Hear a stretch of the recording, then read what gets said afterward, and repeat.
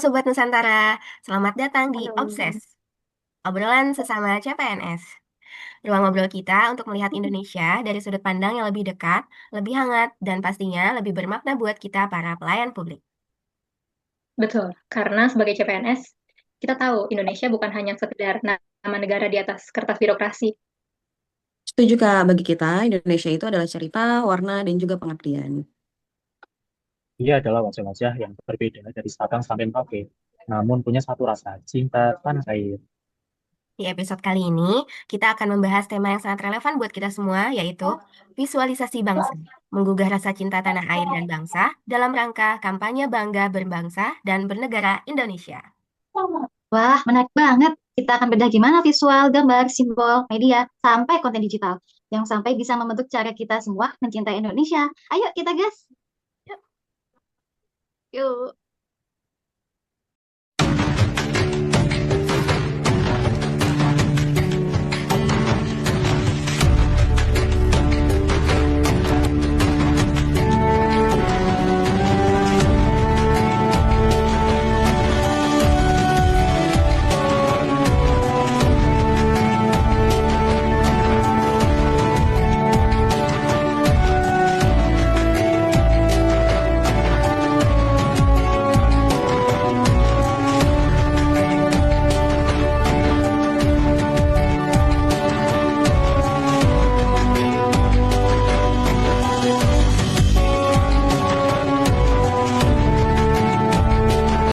Sobat Nusantara, di era digital sekarang ini, kita setiap hari disuguhkan berbagai visual.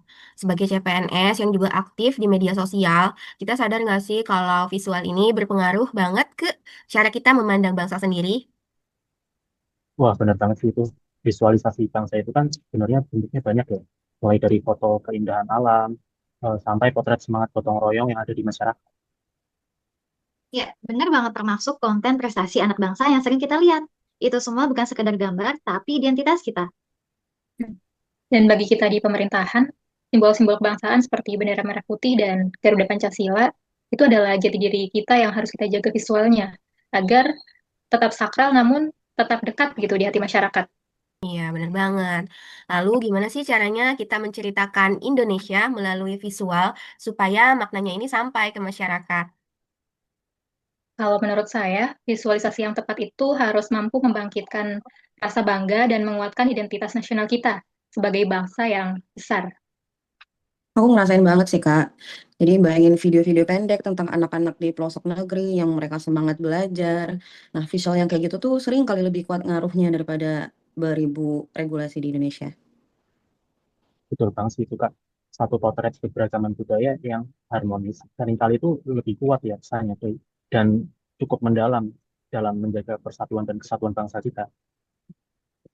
Ya, benar banget teman-teman. Jadi visual itu adalah alat untuk menumbuhkan empati dan rasa memiliki sebagai satu bangsa.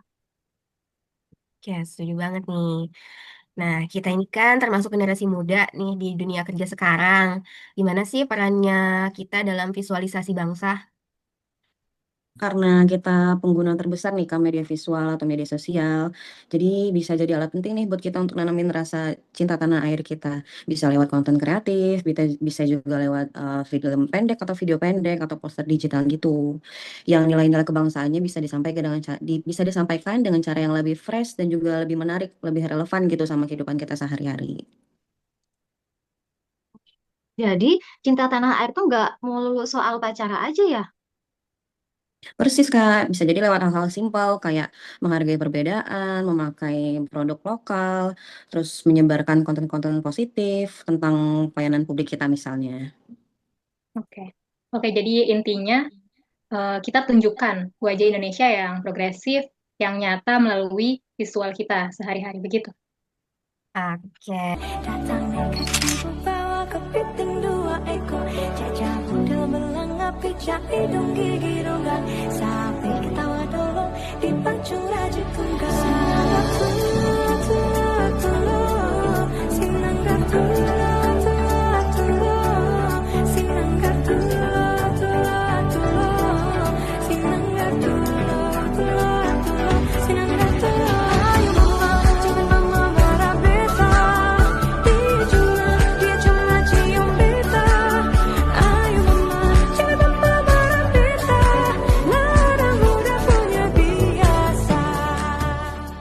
Ini ada beberapa hal yang sering ditanyakan nih sama Sobat Nusantara.